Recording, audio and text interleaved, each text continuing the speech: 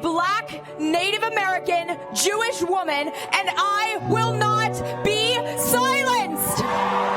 The threat is real. Stand together on behalf of the victims of October 7th. I felt compelled to come here and see for myself and try and figure it out and try and understand what could possibly lead human beings to do what they did to other human beings. It is one of the most important things I've ever felt called to do.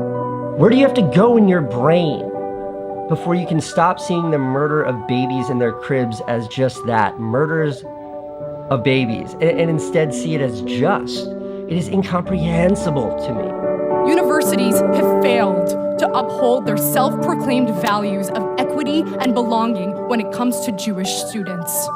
The hypocrisy is glaring. In light of horrific anti-Semitism, Jewish students on campus have been courageous and resilient, but we shouldn't need to be. American Jewish students on campus deserve better.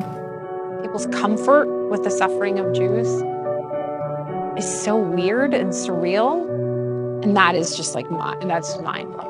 If you are someone who believes in peace and believes in equality and all these different things that people are claiming they believe in, then start setting the example and stop yelling at each other. This is no longer just our fight as Israelis, but it is the fight of Jews everywhere in the world. Because it is such a gift to be Jewish. It is such a gift to know who we are, to know what our values are, to know where we stand.